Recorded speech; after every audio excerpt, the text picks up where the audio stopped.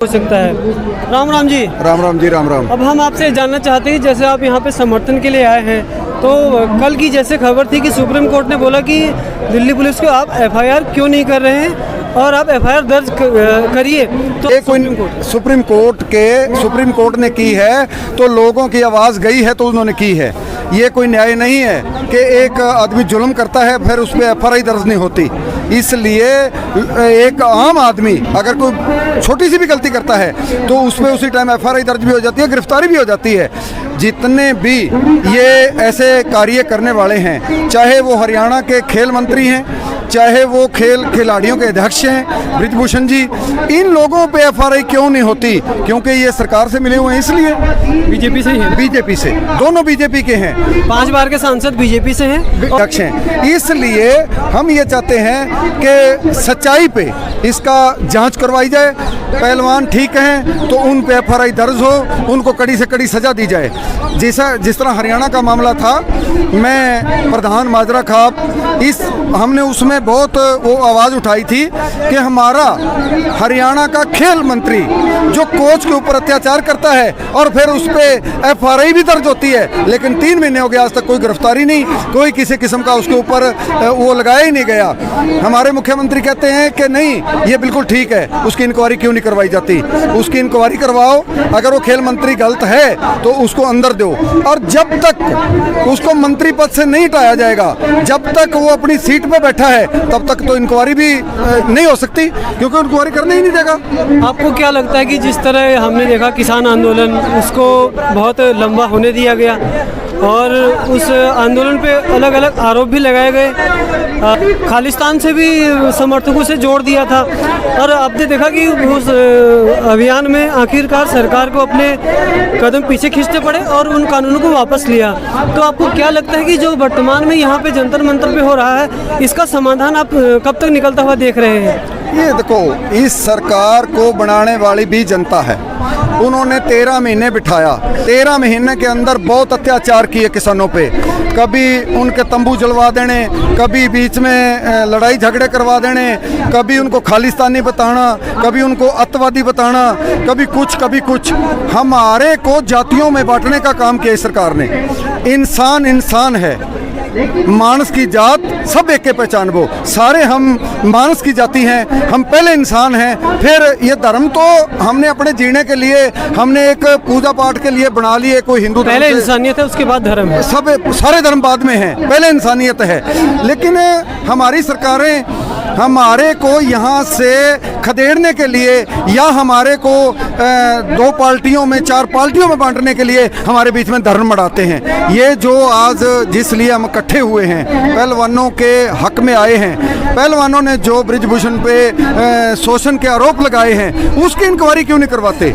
उसकी इंक्वायरी करवाओ ताकि इन पहलवानों को न्याय मिल सके। अगर इसी तरह चला तो आने वाले समय में बेटियां बचाओ बेटियां पढ़ाओ वाला नारा तो झूठा हुआ ही हुआ। बेटियों को हम कहीं भी बाहर नहीं भेजने योग्य रहेंगे। हमारे को पता है अगर बेटी बाहर पैर रखेगी तो सुरक्षित नहीं है।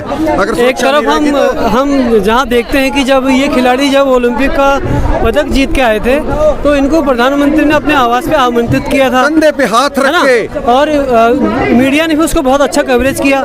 वो प्रधानमंत्री इन लोगों से क्या बातें कर रहे हैं उसको भी सुनाया गया। लेकिन क्या थोड़ा सा दूरी पे ही अगर देखा जाए तो पूरी दिल्ली में पूरा राजतंत्र प्रजातंत्र दिल्ली में ही है। तो इन बेटियों की, इन भाइयों की आवाज़ प्रधानमंत्री कहें या उनकी जो मंत्रालय है, खेल मंत्री भले कहें, क्या उन तक नहीं पहुंच पा रही है? सब कुछ पहुंचता है। ऐसी कोई बात नहीं है कि उन तक 1 सेकंड की खबर पहुंच रही है, ऐसी कोई बात नहीं है। लेकिन क्या है, अब मैं देख रहा हूं 2 दिन से, पहले इसको भी ये खिलाड़ी सारे हरियाणा के हैं, हम खेलेंगे। जिसके ब्लड में गर्मी नहीं है वो कहाँ से खेलेगा? नंबर 2, अभी इनको ये दे दिया गया ये जाट हैं।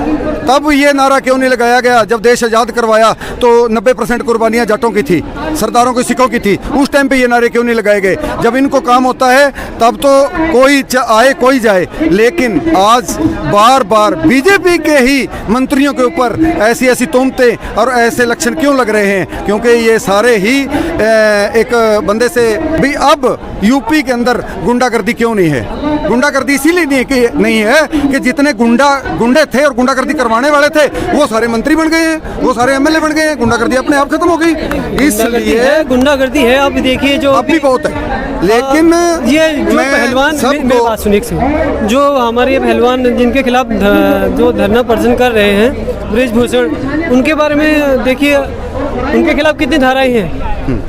30 से ज्यादा धाराएं हैं। 38 तो 38 बोर्ड धाराएं के ऊपर हैं हैं। और उसमें देखिए 38 तो ऑन रिकॉर्ड है। 38 ऑन रिकॉर्ड है और इन धाराओं में दफा 302 भी 302 भी लगी हुई है। 302 देखिए कहाँ पे 302 भी लगती लगी हुई है? है, बलात्कार की भी लगी हुई है। हत्या के मामले भी 302 आती है ना। 302 का मामले भी इनके ऊपर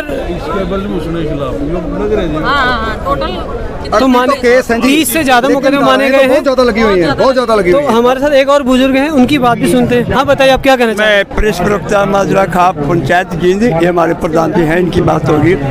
जहाँ ब्रिजभूषण की बात है ना, और ये गोंडा जिला से बिलोंग करता है, यूपी से। जी जी और कुछ मुकदमे इसके रद्द हो गए होंगे, कुछ विड्रा हो गए होंगे, कुछ में बरी हो गया होगा, कुछ में जमानत हो गई होगी।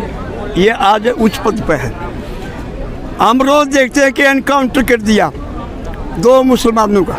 एक तरीका माफिया, जो भाजपा का माफिया है, जो संसद के अंदर, लोकसभा के अंदर, विधानसभा के अंदर जो 40% ये इसी धारा के तहत MLA और खड़े हैं। वो तो बीजेपी के पास तो एक वॉशिंग मशीन है ना, बहुत बड़ी लिस्ट है। जब उसमें तो सारे उनको- क्रिमिनल आते तो वो उन पैरों की गाल बुलडोजर और धुला के फिर अंदर ले आते हैं। उनका बुलडोजर क्यों नहीं चल रहा? उन पर बुलडोजर क्यों नहीं चलता है? ब्रिजभूषण क्यों नहीं चलता? चलिए इनका हम अभी जो फिलहाल एक मिनट। इस मैटर पे आप बोलिए। जो पापी हैं, मैं गंगा में नहाते हो, हिंदू धर्म की मान्यता है कि वो पवित्र हो जाते हैं। जो चोर है, उचक्के हैं, बलात्कारी है, डाकू है और मर्डर है, हत्यारे, बीजेपी ज्वाइन कर लो, मैं पाक साफ हो जाते साफ सुथरे हो जाते। ये इसका प्रश्न हम लोग उतर नहीं पा रहे। ये कहीं आपने मेरे उतरा में भी दे दियो, बता दियो। धन्यवाद।